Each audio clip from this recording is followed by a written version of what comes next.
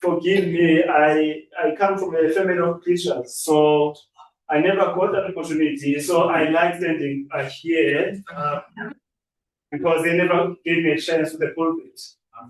My name is Sam Mathe. I'm the director of JIAS. So welcome to this launch, the launch of Tsietsi Mashinini, Elusive Hero of Soweto, by Sam Mathe. The author is here. Sam Mathe is with us. In fact, Sam is a friend of JIAS. We've worked together. We've done a number of projects. Even though his last book was not launched here, he didn't consider. So I made a point he didn't done this time around because we are hosting this launch as part of JIAS community engagement. So thanks, Sam, for agreeing to launch it with us.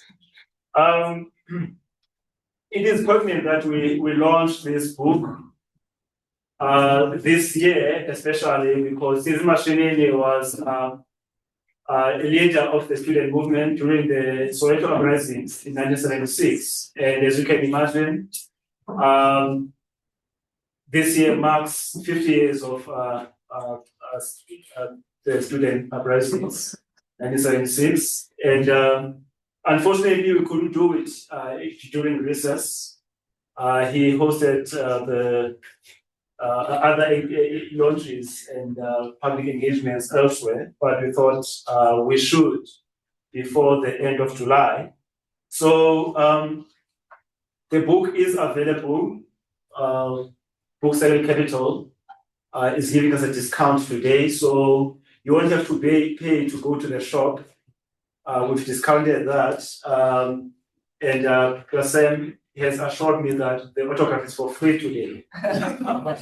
So please do buy the books, and wish you fruitful discussions. I will be sitting at the back, and apologies in advance. I will not be here until the end of the session because I have another meeting coming up soon.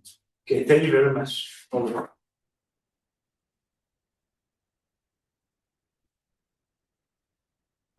Thank you very much, Papa, for that introduction. Really looking forward to our discussion today, Sam. My name is Danny Bola, and I'm the curator here at JIAS. Just want to read a little bio on you. Okay. The many achievements. Sam Mathe is the winner of the Literary Journalism Award at the South African Literary Awards for his contribution to literary and border culture, arts, and heritage sectors. A writer, literary critic, cultural historian, and publisher, his journalism career started in 1994 at Pace magazine. He then joined Drum and later Sunday Sun as a senior writer. Since then, his articles have been published in various South African media titles, including the Cape Argus, Rapport, Melon Guardian, The Guardian, Soweto, Sunday Times, Sunday Independent, and Afropolitan, which he edited for 3 years. He's a Monday Paper Magazine Award finalist and a recipient of the Platinum Award bestowed by the music industry of Swaziland for his support of the gospel scene in that country. He's a founding editor and publisher of Jazz Life magazine, as well as a contributing author of South Africa's Greatest Entrepreneurs and Brenda Fassie, Not Your Weekend Special. And among his many, many titles, this is the latest, Tsietsi Mashinini, Elusive Hero of Soweto. Please join me in giving him a round of applause.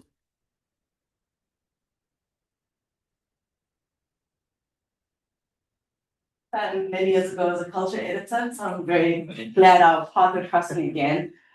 In the latter part of the book, the final chapters, you speak about the fact that in these 50 years since June 16, this is the first biography, expressing even in that chapter the alarm that yours is the first. And maybe why the story and why now for you? Well, I would say, let me greet everybody and thank everyone for coming. Really appreciate it. To respond to your question, 50 years is a long time. It's half a century. And during that period, nothing really has happened in terms of biography writing regarding Tsietsi Mashinini. So something had to be done. hence the motivation to write this book on the 50th anniversary of June 16. And in the book with the title The Elusive Hero, you kind of map out the many reasons for this elusivity, thinking about time in exile, thinking about his political independence and apart from different parties, thinking about just how history has remembered him in terms of the final kind of legacy chapter. For you, what was the most kind of elusive quality as you search the story? Because it seems to me quite a difficult task to take on, a story that kind of refuses its telling at the same time. I think the elusivity speaks to the forgottenness, the marginalization, the fact that he was there from day one, and he was this media superstar at some stage, if I may use that word. And all of a sudden, from the early 80s, it seems he just went underground. You know, he just stepped out of history, out of the fields of history. So for me, that is the elusivity.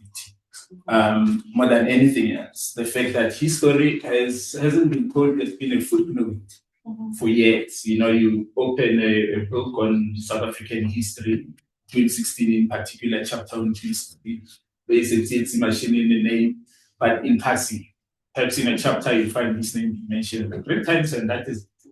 So I think that was the injustice of it. This elusivity was actually deliberate, in a sense. So not that he was hiding, was this elusive character who was hiding from the media spotlight. But for some reasons that I think to a certain extent I do try to highlight in the book, his story has been marginalized. I remember in the first pages, the first encounter that you kind of give us with him is through his multifaceted pursuits, which I really enjoyed because we don't encounter him as kind of a political figure. We encounter him as a young child who likes ballroom dancing and karate and debating and photography and reading classic novels. Yeah. So there's this way that we kind of don't enter as, okay, this is the June 16 political figure, but we enter as like this multifaceted person who could have gone in any direction. Yes, definitely. And for me, I think that was the compelling aspect about this book or this character, that he was this multifaceted personality who somehow, besides the charisma, he embraced life, you know, in its diversity.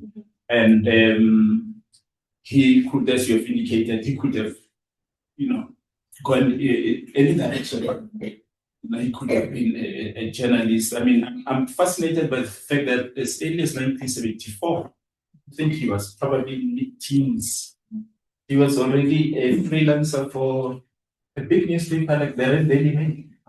He has published a story, and he has also published this. You know, he's gone out of his way to befriend some of the people who were in the profession. People who were already established. But he had that foresight, he had that courage to say, I also would like to play my part in terms of telling the South African story, or in this case, the story as it was unfolding in his neighborhood in Soweto. And I think even how you trace how this super dramatic child that finds its way onto stages, even that, how you tell a narrative of how he sees something happening, he goes to a rooftop to take these photographs, and then becomes a contributor in teenage years to a major publication. It just felt like you were getting a window into who this person was and the many varied interests before you got a sense of how they become this figure. And I think the first chapters, I remember thinking, we're doing this parallel thing the whole time. We're hearing about three things at the same time. We're hearing about South African history. You're tracing the route to how June 16 happens, and you're trying to tell somebody's life story all at once. Exactly.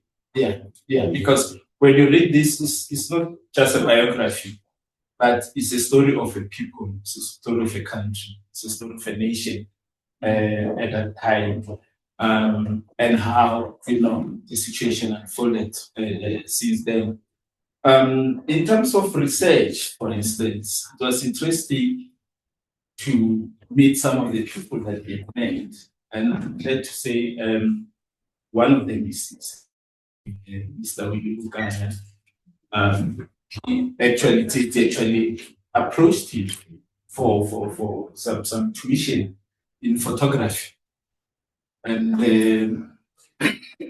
he took it from there. He was inspired. There were all these great journalists at the time, like Mr. Wilukana, who we could look up to. And in terms of the writing of the book, how did you, I don't know if balance is the right word, but manage this fact that you were telling all of these stories at once? How did you choose to structure the book, knowing that it's a difficult task? It's a difficult task, definitely, but I think I was more in tune with the history. I think that's the easy part, because it's a general history. You could take advantage of that.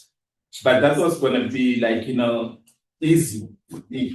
And I didn't want to choose the easy route. I had to deal with this personality. Yeah. It wasn't easy, but like I'm saying, with people who have met him, that my job was made easy. I could realize that, wow, this is a story that has never been told after all these years. But luckily enough, we still have people who have met him. So that was helpful. I even met somebody who was a subject of, I think, his first article. Oh, wow. Yes, he has written an article on this gentleman. He was a painter in his area, and the story was published in the language. And then he confirmed that. And that was so fascinating, because during the course of, in the initial stages of the research, sometimes you'll be skeptical. Say, really? First time I saw the story about him having contributed in the email, I was skeptical. I was really skeptical. So I had to double check this information. I had to research further. And I was fascinated to discover that. I think that it is general history, but I think one of the book's key contributions is its specificity. There's so many historical details that you'll miss if you don't read it. One of the kind of central things is the history, the specific history of what quality or character a specific school, the role the specific school played in having students who were quite active in the movement, or I think in particular Morris Isaacson in this book comes out as you really get the story of how the school develops from how it's formed, but also how that political activism in the school emerges. And how did that kind of tracing those schools shape that chapter? In a significant way, because there was this. I mean, as you know, schools would be involved in competitions. So whether it's sport, but in this regard, my main focus was on the debates, and those debates helped to shape the students' political consciousness. Morris Isaacson, for instance, was one of the biggest rivals of Naledi High. And in Naledi High, that is where Tsietsi met Tsietsi. Then they became friends. But not just friends, but comrades in arms. So the schools were important in that regard, especially in terms of how they interacted with each other. The students were always exchanging information, going out on the streets. there was something called the SCM, the Student Christian Movement. It was quite huge. But what was discussed was not just Christianity or the church. They used such platforms, such structures to discuss their day-to-day challenges as students. I think even there's this way that central days like 9 August, like June 15, there's a kind of narrative that we follow about it where history has a kind of flattening quality to these days where they almost emerge out of the blue and not particularly tethered to a set of things that form consequences. So even with June 16th, I think one of the things we do in those, the road to the Legacy Street chapter is not give us the sense of Afrikaans as the medium for instruction being what led to the day.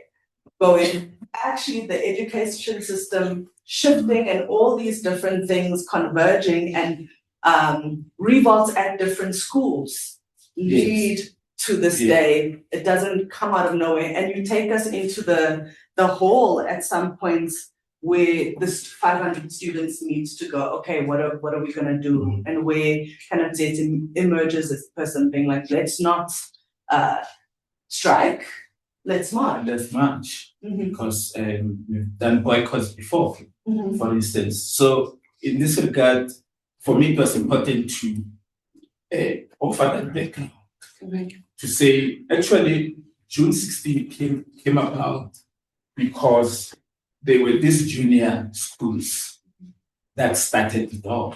You know, schools like Pefeni Secondary in Orlando West. These were, as I've indicated, juniors, but there were also higher primary schools, like Bele in the same neighborhood. So for me, that was significant to indicate that young people who were even younger than the Tsietsi Mashinini peer group were actually the pioneers of what eventually unfolded as June 16 that year. And they did that through the boycotts. You know, they stay away from classes, but they still came to school because the message was, we don't have a problem with learning. The problem that we have is the imposition of Africans as a medium of instruction, especially in a situation where there were very few qualified teachers who could competently offer tuition in that language. Even worse when it was supposed to be a medium of instruction, not just a subject. They didn't have a problem with Africans as a subject. So I thought it was important to highlight that, to show that when June 16 happened, it happened as a form of solidarity with the junior classes, but also because they knew that eventually the Africans decree where all the subjects were to be taught in that language will eventually come to the high schools. In 1975, because this was imposed it was supposed to have been implemented in 1975, I think, but there were some delays. So by 1976, the juniors were already feeling it. So the march was the solidarity march as well. But again, a strategy that was saying the boycotts were not that effective. But a march will be a much bigger vocal statement that will really have that the authorities will have to recognize. And I think that's exactly what happened. And I think that I found it quite astonishing reading about how these really young children were organizing themselves, establishing executive councils, and that kind of thing in the whole meeting that leads to 2 days before the march on the 13th. And I think that that doesn't arise out of nowhere because Black consciousness has become a really major conscientizing force among students. Yeah. And there are these links to the South African Student Organization, which becomes like how students learn to structure and organize themselves, how really young children learn that this is part of their work in the world. Because there was mentorship. Can you speak a bit about it? There was mentorship, yeah. So the high school students looked up to the tertiary students for that type of leadership. So in the 70s, with the rise of the Black consciousness movement, you had leaders such as Steve Biko, you had Abraham Tiro, who I think I've dedicated some time because of his influence on the students of Maurice Isaacson. He came from the north, the University of the North in Tefdo, where he was expelled after he made a speech in which he criticized education and the whole apartheid system. So he was a huge influence among the students at Maurice Isaacson, but not exclusively at Maurice Isaacson, because he would be invited to other schools like Nadeki High, where you'll give talks. And so they learned from that generation, this Steve Biko and Abraham Tiro generation. But they were also leaders in their own right, because if you remember, the formation of SASM, South African Student Movement, actually coincides with the formation of SASO. This is 1968. They were dealing with their immediate problems in schools, but in the Black consciousness movement, they found an ideology that would give them direction and leadership and inspiration. And I think that there's this way that in the chapter where you specifically deal with the day, that is quite it's like a moment by moment chapter where you take us first, tell us what the route is going to be for the march, but you take us second by second to this happens and that happens. That it's really harrowing, but it becomes the first kind of storytelling behind images that I've encountered of the day of June 16th, where there's this almost feels like watching a film rather than reading a book, because you're going moment by moment through this day. And I wanted a bit about the research process, because you take us so like intimately through that day. Like, how did the research shape that? It's a short chapter, but it's so cinematic in the way it plays out. Because of the pictures, I would say. I've been familiar with the pictures for the longest of time, but there haven't been much in terms of the text behind the pictures or the story itself. So what I had to do as a writer was to put weight to the images, first and foremost. But it was not really a difficult job, because if you go, for instance, to the Peterson Museum, you'll find that a blow-by-blow account. So that was helpful. Compared to some of the books that I've read over the years, I think the museum was more helpful. And of course, the newspapers, because the museum relied on the newspapers. So going to, for instance, the City of Johannesburg library, where they have a good collection of newspapers such as The World at the time. That was very helpful.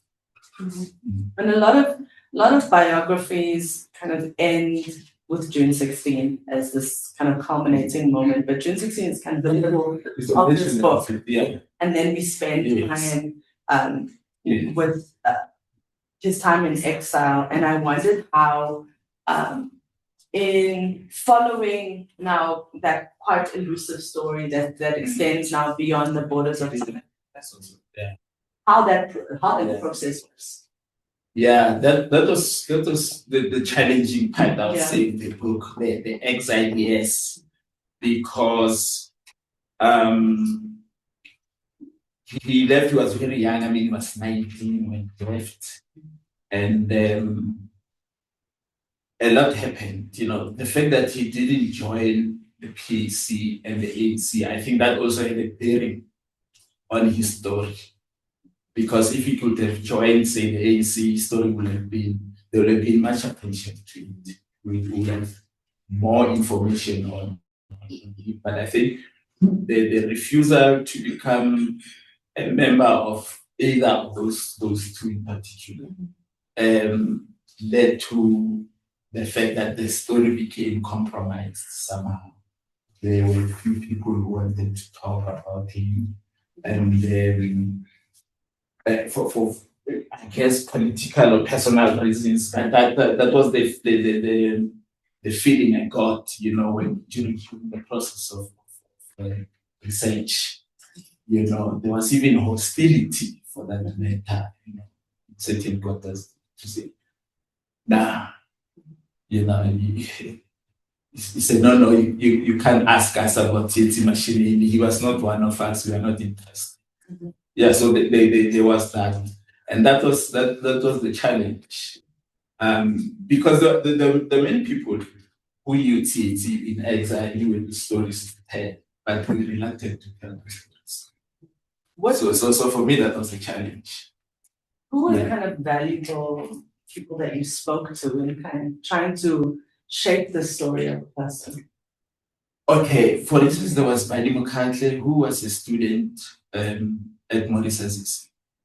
Unfortunately, Badi Mukhantle died during the course of the research. In fact, in the early stages of the research, he was a key person who could have shed more light on Tsietsi's life, particularly in exile, because they left together with another one, Selby Semela,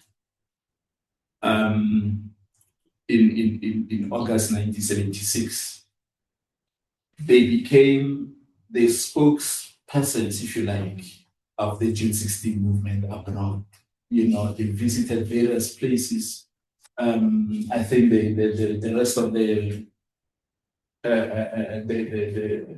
globe, all 5 continents, they had a presence in terms of talking about South Africa and calling for, boycotts and sanctions against South Africa.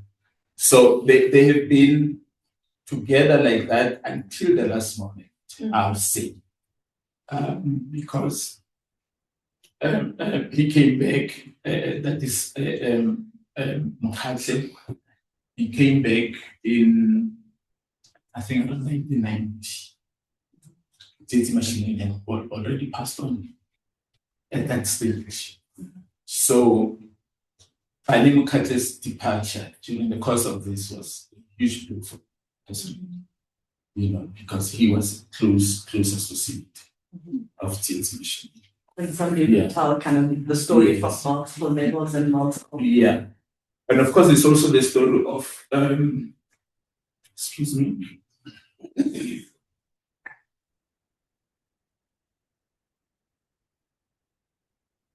There's also the story of Mira Makeba, because Tsietsi lived with her in Conakry until his death.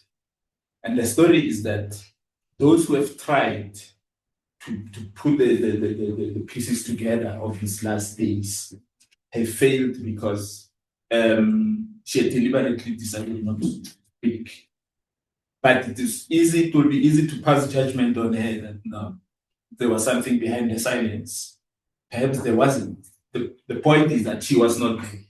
When that happened, she had left for some business engagement elsewhere.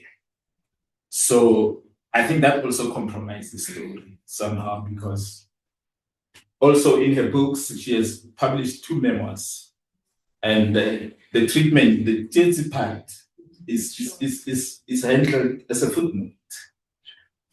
Yeah, and that was the huge disappointment for me. I was hoping that, because now she has published a second memoir. Maybe there will be something there, but only to come across just a paragraph. And I'm told in the country itself, in Guinea-Conakry, those who have tried to interview people around were always confronted with, this huge wall of silence. So that has contributed to the mystery of what I can say that happened to Tsietsi. But that is the story. The exile side was difficult or rather challenging because of such an aspect. And as a writer, how do you deal with that intersection of myth, history, silence? Well, you publish what you've got, and then the readers will have to make their own minds about that. And so what we have is not a conclusive. Very few stories are conclusive anyway. Even in instances where we come with our conclusions, but sometimes some of our conclusions tend to be inaccurate. With the benefit of hindsight, as others, decide to get involved in such a story. So it's not necessarily a bad thing. Some stories are mysteries, and I think this is one of them. Perhaps, hopefully, in the future, somebody will follow up and crack it, But currently, that is the situation. And I think that you tell these chapters, these moments, with the depth that you can find. Definitely. Yeah. And there's a way that you speak about it throughout, and it's even in the final kind of chapters dealing with return and burial, about the consequences of political independence. Which I think many people in your books speak about. It's like, what would have happened if Tsietsi had belonged to a political party? Exactly. But can you talk to us about what you found about why the political independence? The political independence from his perspective. It was very important because look, by 1976, both the ANC and ANC were really like roughly 16 years away, and 16 years was a lifetime. It was like a generation. That was the feeling of those who were left behind. People like Winnie Mandela, Dr. Tato Matlana, and others who were close to Tsietsi at the time. So the advice was the young people who were living in 1976, they can do it on their own because they had the figure of youth on their side, and the fact that they challenged the system the way they did, they could do the same elsewhere in exile. So it was not going to make a huge difference to join a movement or movements that haven't really made serious headways in terms of bringing liberation to South Africans. The feeling was that some of them have actually forgotten their mission, and then they are quite comfortable wherever they are. So it was not worth giving them that credibility of being liberation movements. They had failed because they had failed as liberation movements. So the advice was, do it on your own. So that was the independence, I guess, that you're talking about. Yeah, the fact that they became what was called a third force.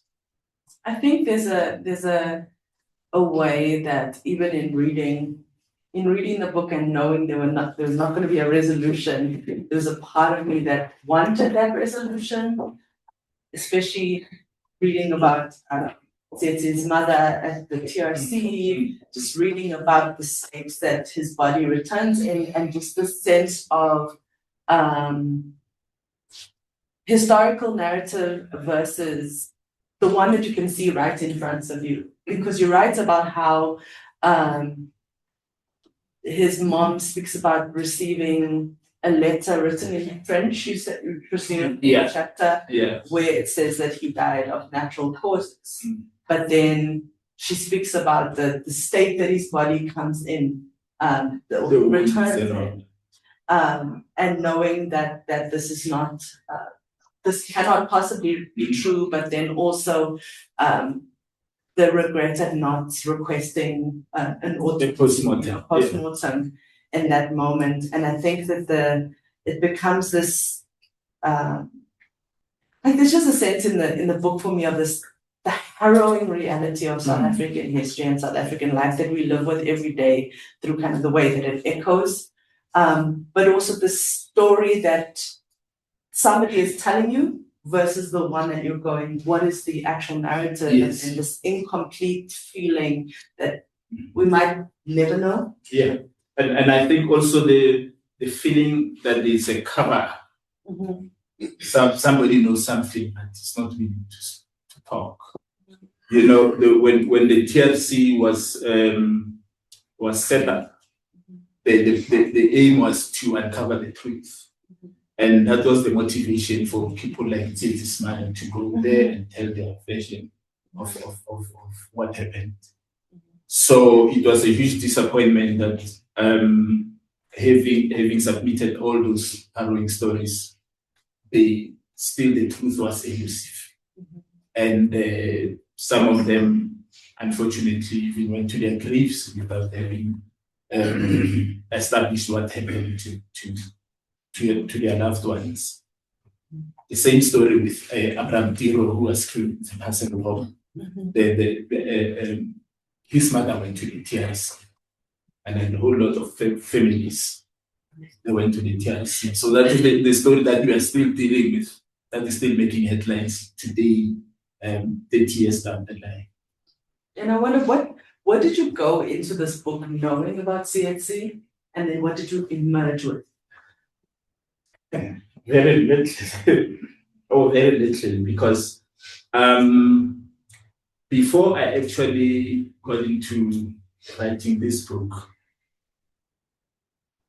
the bit I knew about Tsietsi was this pimpernel, if I may put it that way, who could elude the police because he was a master of disguise.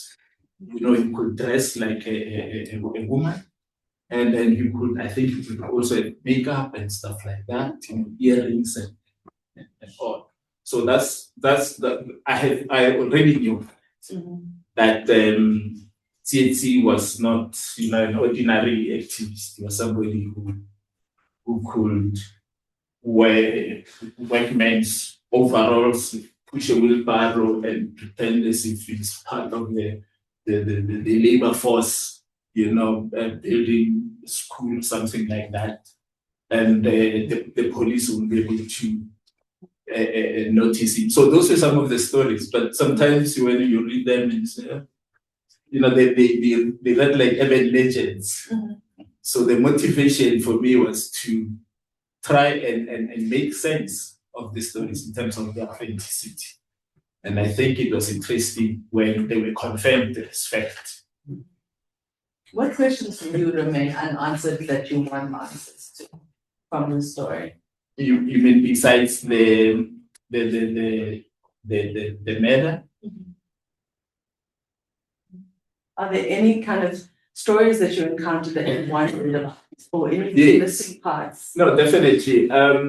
You know, we spoke about earlier on. We spoke about the multifaceted nature of Tsietsi Mashinini. I was curious to know whether he took that further when he was in exile. Was he still crazy about James Humphrey Chase? Was he still crazy about the martial arts? But what was he doing, you know, in his social life?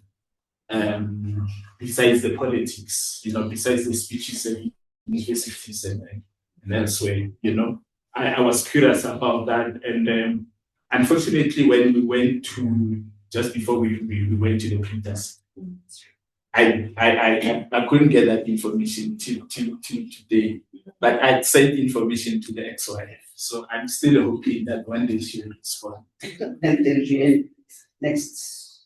Yes, the second edition, hopefully. Yeah, because I'm curious to know. You know, he was this colorful character with so many interests. I wanted to know if he was able to pursue those interests in anything. It feels like, especially in reading those final chapters, like you think of the book as an opening that you want somebody else to also take up. Yeah, yes, in a sense, because I think as a writer, you know, there's this thing that you are an expert or an authority on something. I mean, I sometimes hold a dim view on that, because you can never write an totally authoritative account on anything.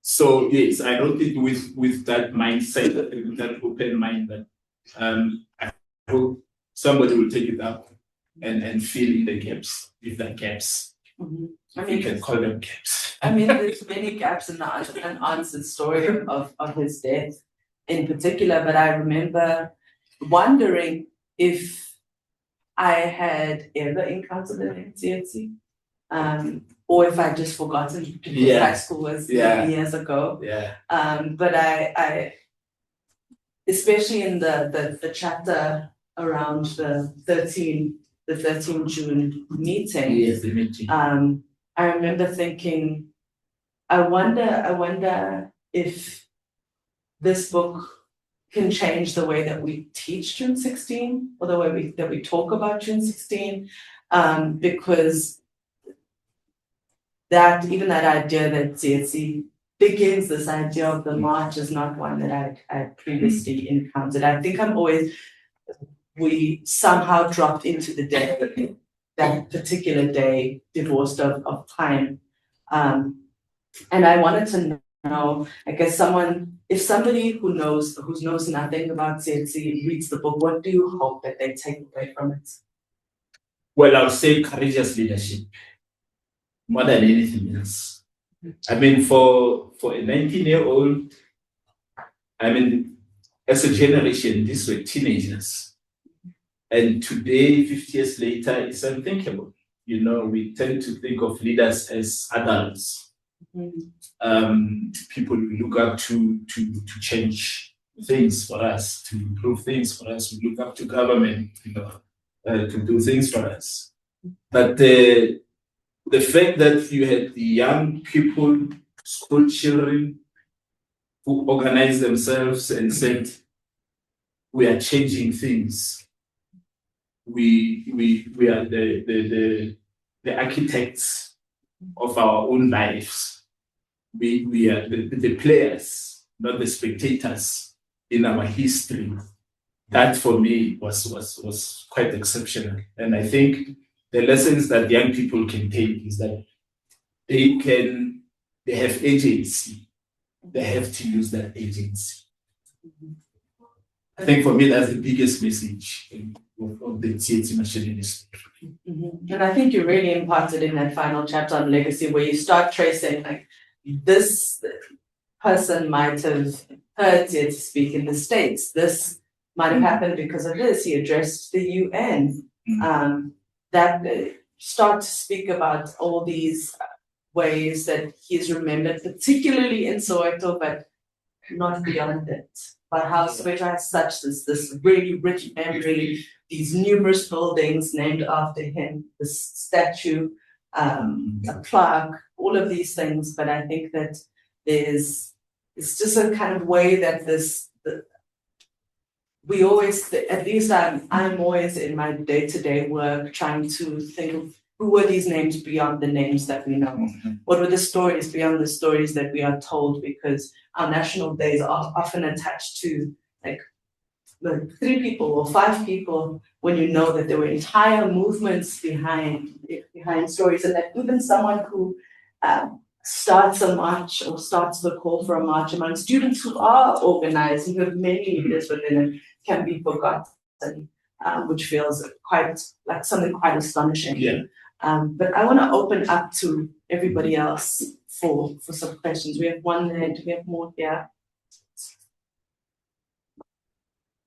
Okay, we'll start here and then I'm sure more will emerge and be less shy. Thank you so much, Sam. My name is Anne-Marie. I'm a user journalist. So I want to ask you about your writing process because as a journalist, you have a deadline, you quickly gather information, you publish the information you have.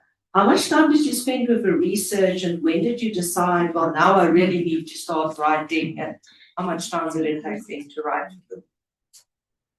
Well, the email came in June 2025. Oh. We say we'd like to have a story on Tsietsi Mashinini. In anticipation of the 50th anniversary. So June 2025, the book comes out in June 12 on the 16th, the launch. And in between, had to go to the publishers, had to be checked, had to be edited and all that. So you can imagine, it was a sprint. The book I wrote before was a marathon because I had the privilege, the freedom. I was not under pressure. I took years in writing that from hippie to hippie. So I was just enjoying myself. I was not really concerned about that. So this was the opposite. So in terms of the writing process, I started in Jan. And in Jan, I had maybe a chapter or two. But some of the chapters I had to revisit, to write them properly. So I was interviewing while I was writing. In other words, I was researching, let me put it that way. I was researching until the last day of the writing process, which I suppose is unusual. But because of the time constraints, it had to be done at no option. When I started, I think around July, I had to start with the family to identify the family. I knew no one from the Mashinini family. So I had to start there. And then, likely enough, there was Tichaba Mashinini, was the younger brother. Number 9 in the family, there were 13. And unfortunately, some of them have since passed on. But it was a blessing that I met who showed me around, who helped me with, other contacts, people I could talk to. And so I took it from there. And I really had to work hard every day to meet the deadlines. So that's the long and short of it. Yeah. Thank you. Okay. We have one question there. Any on the side? Thank you for this. I'm writing a biography right now of Tsietsi Mashinini, the drum journalist and world journalist, and I've been spending a lot of time in the late 60s. And so your discussion of like how the schools, what was going on in the high schools in the years leading up to 1976 is really interesting. And I'm curious about Soweto, because I think 1976 looms so large. It's like this sort of turning point. And after 76, everybody's kind of riveted to Soweto. But I'm just curious what insights through this process you might have gained into sort of Soweto outside the schools before 1976, sort of revisiting that world. And because I find it in my own project, there's Sophia Town, right? And it's that late 50s and stuff. And then there's this incredible silence, I think. There are a lot of people who go into exile and then they write and they eulogize Sophia Town, but then about sort of the reality of living in Soweto in the early 60s and throughout the 60s is, I don't know, I just find it to be a very interesting kind of reluctant way that people are engaging with. So I'm interested in what you might have learned about Soweto at that time. Of the 70s. Oh, the pre-1976, late 60s, early 70s. Okay, the impression, because in the 70s, it was before my time, I didn't have any connection the claims. No, but through your Yeah. research, yeah. Yes, through my research, coming to that. The impression I got, you said outside the schools, but I would say generally, the impression I got of Soweto of the 70s was a bleak, was quite a bleak community compared to the colorful Soweto town, because these are two different communities, remember? Soweto predates your townships. So the people who were taken from Soweto, and find out their locations and put in the townships where you had these identical houses, matchboxes and stuff like that. So I looked at it in terms of the architecture, and I said, because of that, you can't really compare. This is a different environment. But I think socially, so it was a vibrant place to be in, because you had cinemas, you had places like A2, you had people went out, people had their life, they had the social life. They went out to, say, on weekends, there were weddings, soccer, there was all that. So socially, it was a vibrant place. And in terms of culturally, you had poetry readings, you had great poets that people like Tsietsi looked up to, Sam Mathe, Ingwabele Malingwane. So it was happening. There was theater, there was Gibson Kente and his plays. So socially, culturally, I would say probably matched Soweto, I don't know, but that was the impression I got about Soweto of the 70s. And there was also the political side as well, although politically I think it was muted because there was a lot of underground dealings, there wasn't open defiance like you'll have, say, in Soweto of the 50s, where people will have riots, in the open. So the political activism or activity was a little bit limited. But that's my impression. Somebody may come with a different picture. Yeah, I'm gonna go there and then we'll come back. I have a question, and it's by way of response. I do think that a lot of our social politics are responded to in theatre. So if we look at many of the theatrical works, you find the response what the state was doing to people politically. So people found their responses in wonderful and well conflicts such as Rosa Albert's Must Have the Boys, what's in the Fast, So, and the list goes on. And I think it's worth to look at South African theatre in the 70s and 80s to answer that question. Mine is like what I've been thinking about a lot is iconography and how these icons that give us a lens through history also do create the alienation of our time now. There's Abatabash. We don't have the figures that give solidarity or rise solidarity and mobilization in the sense of our historical figures. So I guess my question, I read like the Elusive Years of Silence, the Elusive Hero of Secrets, and I thought it was silence, and I thought of Sam Mathe and their exile and alienation. And I think that is an icon for me. And I'm thinking about being thankful to be here to hear you speak about other young leaders that are in the room with the Tsietsi Mashinini. And so wondering about your responsibility as a writer to speak about the collective as well, and how you found what your choices were in honoring a specific individual, and also highlighting how broad the spectrum of leaders were from junior, high school, and tertiary, to remove this iconography that isolates and makes the one and there's a big other that makes sure that this moment. Yeah, no, I think in every, you have, or every struggle, you have leaders. Yeah, so Tsietsi was the leader, he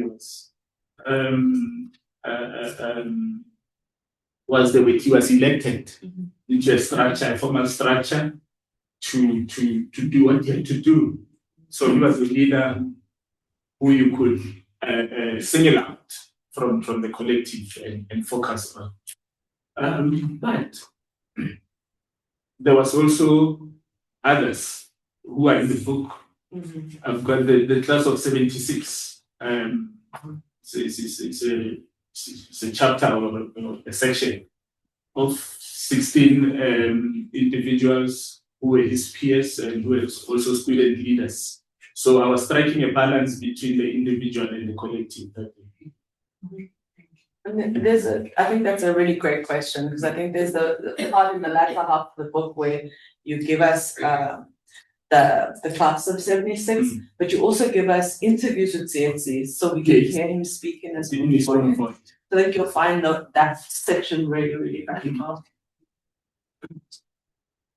Good afternoon, all of you. My name is Phil Chinko. I've said we were in the world 1976 when the understanding project. I wish to say to you the same we've done many times before. Thank you. I just want to ask questions. The first question is, did you interview journalists who actually were at the forefront of reporting what was happening? And secondly, I was it's like a disconcerting the way there are so many accuracies and distortions. Some of the books that have been written, during the 1976 has actually spawned a lot of interpretation on what was happening. Did you when you came across these distortions, what did you do? Did you actually say, I'm not going to correct this, or it's got nothing to do with me? And then thirdly, what happened to Tsietsi? Because not many people actually knew what happened to Tsietsi. Just was here, there, and gone. So a lot of people just say that we're saying now that they speak this all over the place. Okay, I think that the third question, the book addresses that he was murdered in Guinea-Conakry. And this was in July 1990. And then his body was brought back for burial in August, I think, first week of August. So that is addressed because you are right. I mean, the stories that he finished in Nigeria and all that, but the real story is that he was killed under mysterious circumstances in Guinea in 1990. And regarding the journalists, yes, I've already mentioned Dawidi, Mr. Mkala. I've spoken to him at length at his home. We had an interview. He was one of the prolific reporters in the world on the subject, especially in the education situation and the problems, day-to-day problems that students and teachers encountered at the time. So yes, I did that. And there was also Dumagandlo, whom I spoke to. But I think the main person for me was Iluka, based on what he has, on the articles that he had produced towards June 16. And I think there was question accuracies. I didn't have time to look at that because I was more concerned with putting this book together. My only concern was the treatment of Tsietsi as a footnote.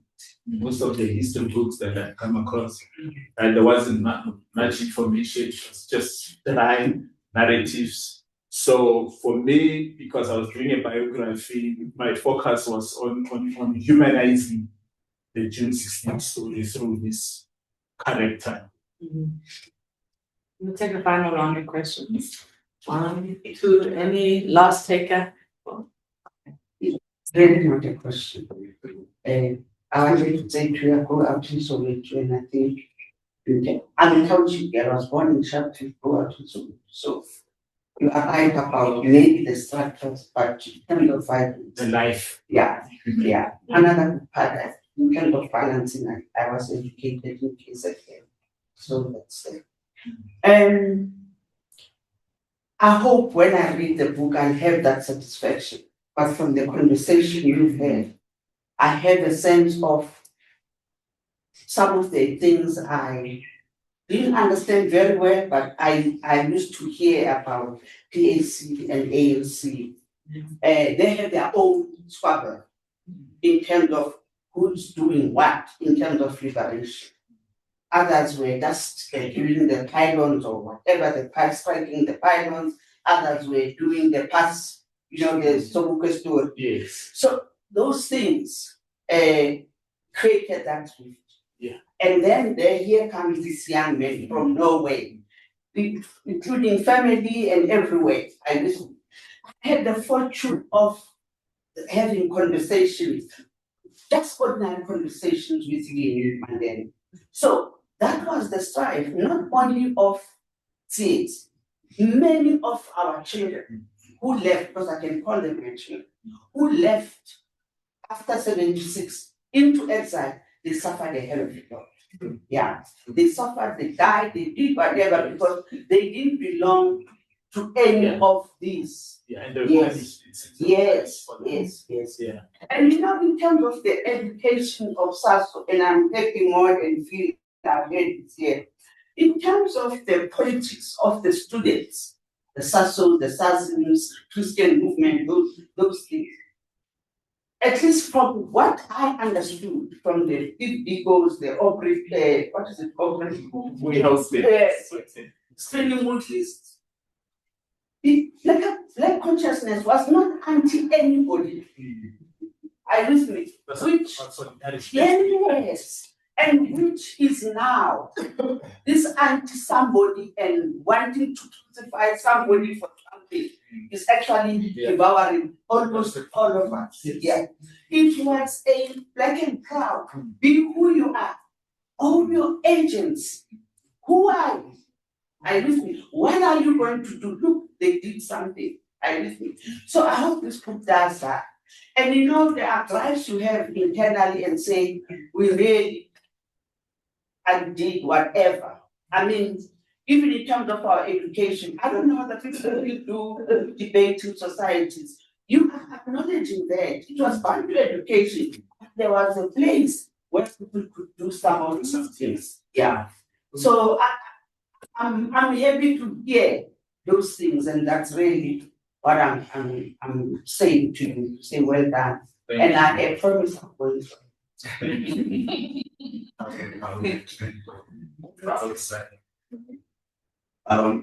It's about the methodology. And in terms of the when we were discussing about it, saying that you're given a year to write it. And Tsietsi is not like a prominent figure of that time. He was not part of that narrative. So he was like those who were Yeah. Normally studies that normally looks at that they take time to take through the stuff for you to really bring out the best out of it. That in itself will make me, I know that the period is prominent, everyone knows about 1976 what happened, but the figure is not that prominent. You are writing the book, you are even interviewing people, and when you interview people, sometimes they also give you their version. So it's also their perception of what they think should get be, apart from the other record. So I was trying to put together the book in 1 year, publishing, reading stuff, geopressure and stuff. I started feeling uncomfortable with it. But the question that I'll ask you is, if you're given another chance with more time, do you think would you have written a different book from the one that you got? I'll have added more information, but I'm happy with the way it came out. Yeah, I'm happy with the way it came out. I mean, it's not like a new subject matter. If for somebody who was in journalism for some time, and in fact from my childhood, there was that story. The June 16 story is what everybody is familiar with. So I was not an exception in that regard. And if I was asked to write this book without that background, I would have refused. I would have declined. Because I don't think I had the faculties, the facilities to write that. The background was an advantage. That it was my story, as from childhood I took it as my story as well. Even though I was not their generation. Let's take another question. Yeah, thank you. It's just a comment. I've read the book. And thanks for coming. I didn't see. So this is the charm I was referring to. Tsietsi Mashinini. Okay, thank you. That's fine. I just want to make this comment in relation to the last speakers that the public life of Tsietsi begins in 1976, and necessarily it ends quite less than 5 years later. So whoever can try and write another story about Tsietsi, it's not like writing about one prominent figure or someone. The time period is short, the information is heavily minimal, and this is, I think, one of the best projects that can ever come out. If anybody attempted to write another book, there is not much he can write except a few sentences. So that book is quite good, covers that. Thank you. Thanks.